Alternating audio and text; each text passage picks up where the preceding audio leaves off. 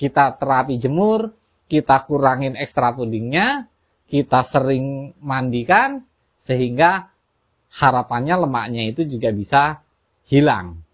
Setelah hilang, kita akan tunggu. Alangkah baiknya kita akan tunggu karakter dari burung ini sudah mulai mencapai fase birahi kembali atau belum.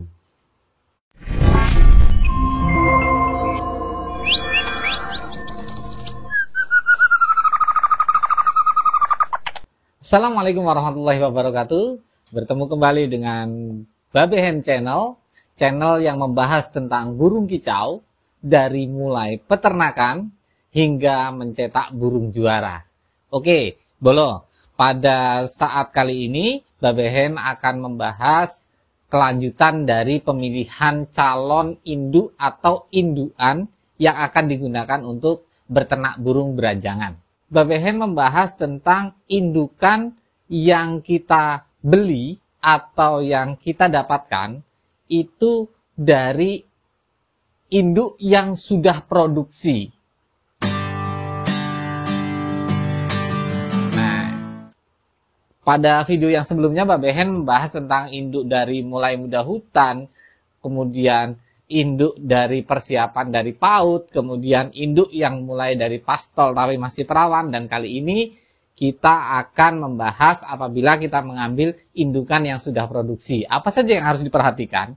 Itu ada beberapa, mari kita bahas selanjutnya. Indukan yang sudah produksi tentunya itu lebih pasti untuk masalah kelaminnya. Artinya, si betina itu memang sudah betul-betul betina dan jantan juga betul-betul jantan.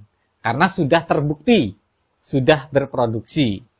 Cuman yang beberapa yang harus kita perhatikan ketika kita mengambil indukan yang sudah produk, itu yang pertama adalah kita amati induk itu apakah dia bermasalah atau tidak.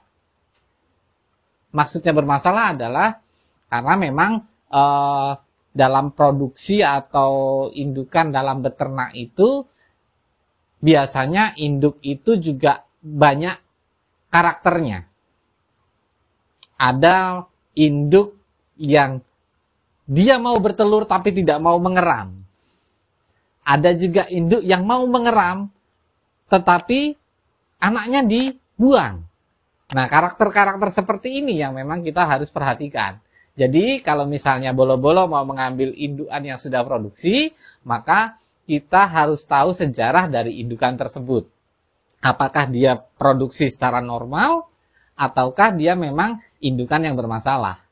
Seperti itu. Jangan sampai kita mendapatkan satu indukan yang memang indukan itu ada masalah. Dan ketika misalnya ada permasalahan, maka kita harus bisa mengantisipasinya. Itu yang harus kita perhatikan di satu pemilihan induk yang sudah produk. Untuk masalah perawatan sebetulnya sama. Jadi indukan yang sudah produk itu memang kita waktunya lebih cepat. Ketika kita mengambil indukan betina yang sudah produksi, kemudian kita adaptasikan di tempat kita treatment hanya beberapa hari, bisa kita langsung masukkan ke kandang tangkar kita. Sehingga proses produksinya itu lebih cepat. Kita tidak harus menunggu lama, kita tidak harus mentreatment sekian lama untuk mendapatkan satu induk yang produksi, tetapi hanya sebentar, di treatment sedikit, kita masukkan ke kandang tangkar, dia akan produksi. Kita juga harus memperhatikan induk itu berlemak atau tidak. Nah, gitu.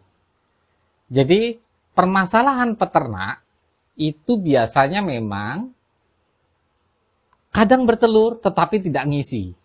Nah, itu salah satu ciri-cirinya mungkin salah satunya adalah penyebabnya karena induk kita itu berlemak atau ngelemak kalau bahasanya orang beranjangan itu ngelemak. Atau burung kicau itu ngelemak. Rata-rata burung yang ngelemak, dia ketika mau bertelur tidak ngisi. Atau dia tidak bertelur.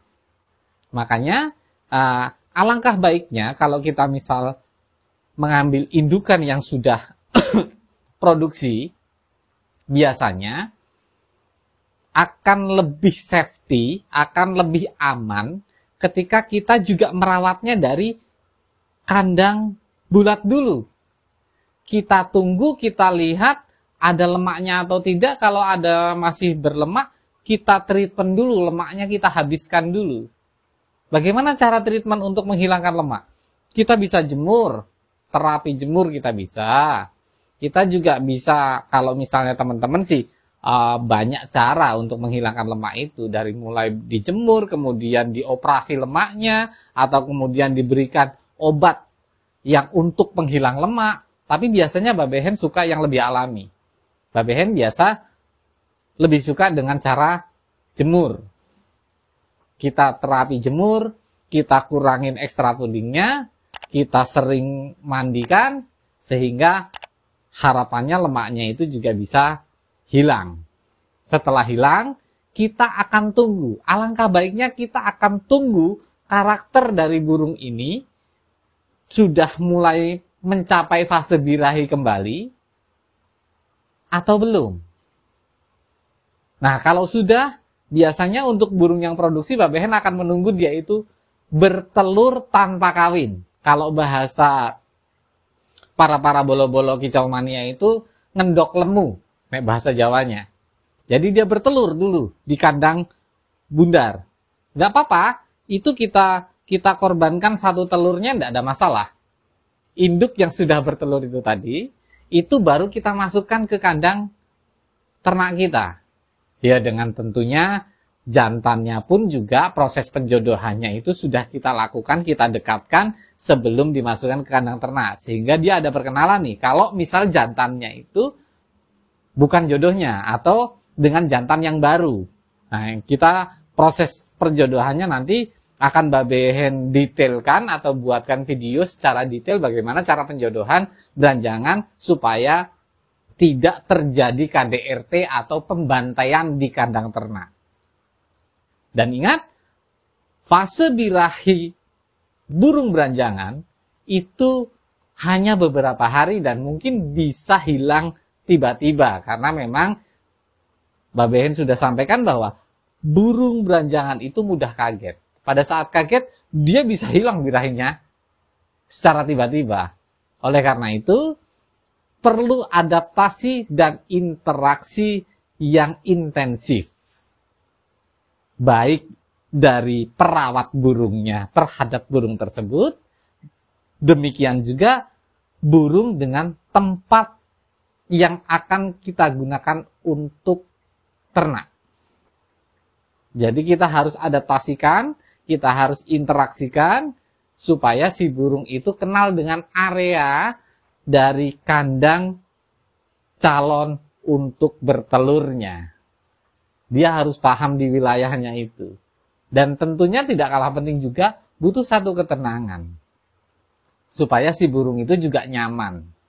Nah, untuk hal masalah kandang yang nyaman seperti apa, kemudian juga properti kandang yang nyaman kayak gimana, apa saja yang harus ada dalam kandang ternak kita, itu Mbak Behen sudah sepilkan di video yang sebelumnya. Silahkan dilihat video-video Mbak Behen di channel Mbak Behen. Di video yang sebelumnya sudah Mbak Behen bahas secara detail. Jangan lupa like, komen, follow Mbak Behen, dan pantengin terus channel Mbak Behen supaya kita bisa berbagi ilmu, supaya kita bisa sharing, supaya kita bisa lebih bermanfaat untuk teman-teman kicau mania. Salam satu hobi, kicau mania, berkah untuk kita semua. Amin. Wassalamualaikum warahmatullahi wabarakatuh.